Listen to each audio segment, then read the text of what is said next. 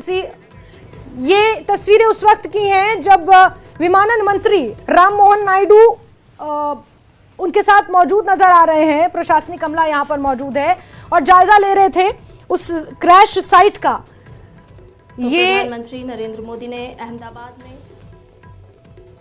अहमदाबाद में crash site का जायजा लिया। ये बीजे मेडिकल कॉलेज के आसपास का ही परिसर बताया जा रहा है, क्योंकि यहां पर जो हॉस्टल था उसकी छत पर विमान का हिस्सा टूटा, जलता हुआ हिस्सा इस बिल्डिंग पर गिरा। आप देख रहे हैं ये विमान के कुछ पुर्जे। प्रधानमंत्री नरेंद्र मोदी यहां पर जायजा ले रहे हैं, समझ रहे हैं कि आखिर हुआ क्या, किस वक्त, कैसे कैसे क्या क्या हुआ। विमानन मंत्री उनके साथ नजर आ रहे हैं, सीआर पाटिल प्रदेश अध्यक्ष नजर आ रहे हैं, गुजरात के मुख्यमंत्री भूपेंद्र पटेल उनके साथ नजर आ रहे हैं। और ये पूरा कैंपस था, बीजे मेडिकल कॉलेज का ही कैंपस कहेंगे, क्योंकि बॉयज हॉस्टल यहां पर था। कुछ प्रशिक्षु डॉक्टर्स, कुछ जूनियर डॉक्टर्स यहां पर मेस में खाना खा रहे थे जिस वक्त ये हादसा हुआ। जलता हुआ विमान, जलते हुए विमान का हिस्सा इस हॉस्टल पर गिरा, मेस में मुख्यतः गिरा, जहां पर दोपहर का खाना खा रहे थे प्रशिक्षु doctors. Police, NSG, NDRF, SDRF, army, तमाम टीमें यहां पर डटी हुई थी बीते रात से ही। प्रधानमंत्री नरेंद्र मोदी की ये तस्वीरें आप देख रहे हैं, ये उस वक्त की तस्वीरें हैं जब जायजा ले रहे थे प्रधानमंत्री नरेंद्र मोदी इस क्रैश साइट का। उसके बाद फिर अस्पताल पहुंचे, अस्पताल में घायलों से मुलाकात की, उनका हालचाल जाना। और एयरपोर्ट से इस प्लेन ने उड़ान भरी, लेकिन ठीक पास में जो बीजे मेडिकल कॉलेज है उसके कैंपस में मुख्यतः ये प्लेन का हिस्सा गिरा है। अब कारण खंगालने की कोशिश की जा रही है, क्या कारण था। ब्लैक बॉक्स कुछ ही घंटों के बाद बरामद कर लिया गया। एनएसजी ने इस ब्लैक बॉक्स को अपने कब्जे में ले लिया है। जांच अब की जाएगी कि यह विमान हादसा हुआ कैसे। देर रात तक यहां पर टीमें मौजूद थी, आग को बुझाने की कोशिशें की जा रही थी।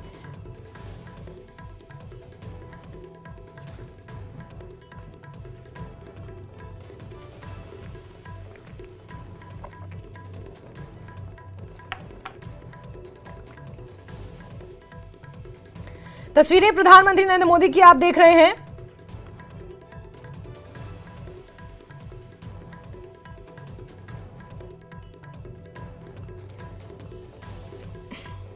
एक्सक्लूसिव तस्वीरें हैं जहां प्रधानमंत्री नरेंद्र मोदी ने क्रैश साइट का जायजा लिया है। ये थोड़े समय पहले की तस्वीरें हैं।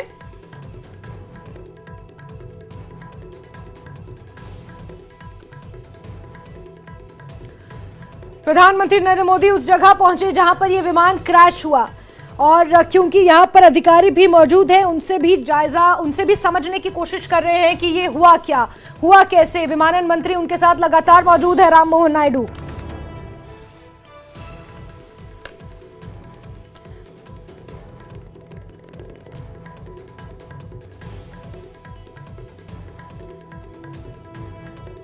समझने की कोशिश कर रहे हैं कि यह हादसा कैसे हुआ। 1:39 पर विमान ने उड़ान भरी, 1:40 पर कुछ खामी आई, जिसके बाद मेडे कॉल हुई। मेडे कॉल का रिस्पांस नहीं मिल रहा था, कुछ प्रतिक्रिया नहीं आ रही थी विमान के अंदर से। उस वक्त तक ये समझा गया कि कुछ तो गड़बड़ है, और विद इन फ्यू सेकेंड्स ये विमान हादसा हुआ। यह अब तक का सबसे बड़ा विमान हादसा। इससे पहले साल 1978 में इस तरह का हादसा हुआ है। मुंबई से दुबई जाते वक्त एक फ्लाइट, 2010 में इस तरह का एक बेंगलुरु में हादसा हुआ था। 200 से ज्यादा लोगों की जान उस वक्त गई थी। फिर कोझिकोड में एक हादसा हुआ था जिसमें 21 लोगों की जान गई थी। और ये चौथा एयर इंडिया की बोइंग 787 फ्लाइट AI 171 के साथ ये बड़ा हादसा हुआ है। 265 लोगों की जान गई है। यात्रियों की अगर बात करें तो 230 यात्री इसमें सवार थे, सिर्फ एक सरवाइव कर पाया है। 2 पायलट्स और 10 केबिन क्रू। हमने बात की थी, जो एक्सपर्ट से बात की थी, उनका कहना था कि थ्रस्ट ही नहीं मिल पाया उतना जितना जरूरी होता है किसी विमान को ऊपर तक ले जाने। तो अभी जो बातें सामने निकल कर आ रही हैं उसमें तकनीकी खामी ही कारण है। और उनके पास चलते हैं। अभी भी फंसी हुई है और पूरी तरह से सुरक्षित है टेल, उसमें कोई आग नहीं लगी। लेकिन उसके बाद का जो हिस्सा था, फ्यूल टैंक 1,25,000 लीटर शोधित, जो सबसे बेस्ट क्वालिटी का फ्यूल होता है वो इस्तेमाल होता है, जेट फ्यूल जिसको कहते हैं। और उसमें आग लगी जब, तो वो फ्यूल जहां जहां भी गया वो आग लेके गया। चाहे वो बिल्डिंग हो, चाहे वो गाड़ियां हो। यहाँ पर बहुत सारी गाड़ियां खड़ी थी, आपको मैं दिखा रहा हूँ इस वक्त तस्वीरें देखिए। यहाँ पर अब जो है एनडीआरएफ के लोग ज्यादातर यहाँ से जा चुके हैं, कुछ टीमें अभी भी हैं, लेकिन ये जो पूरा जला हुआ आप जो बिल्डिंग्स जो देख रहे हैं, अब इसमें कुछ भी नहीं है, ये सारा सैनिटाइज किया जा चुका है। लेकिन जो पहली बिल्डिंग थी वहां से लेके यहाँ, रूबिका, इंपैक्ट कितना जबरदस्त था, विमान कितना बड़ा था, हादसा कितना बड़ा था। लगभग 200 से 250 मीटर के बीच कुछ नहीं बचा है। बिल्डिंग खड़ी है लेकिन शीशे टूट गए हैं, खिड़कियां जल गई हैं, एसी जल गए हैं, पेड़ जल गए हैं, उनके पत्ते जल रहे थे फ्यूल की वजह से, जो जेट फ्यूल होता है उसकी वजह से। ऐसे में जो शवों की हालत है वो बहुत ही खराब हालात में है। और आपको एक बात बताऊं रूबिका, अगर आप समय दें, 2010 में मैंगलोर में प्लेन दुर्घटनाग्रस्त हुआ था, उसमें मैं गया था।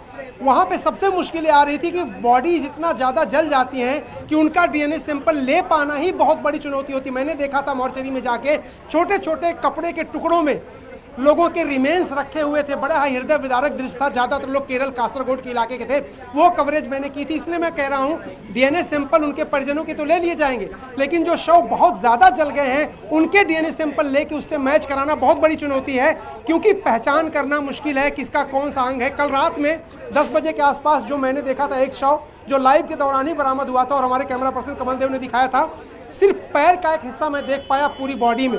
तो ये इस तरह की चुनौतियां आने वाली हैं।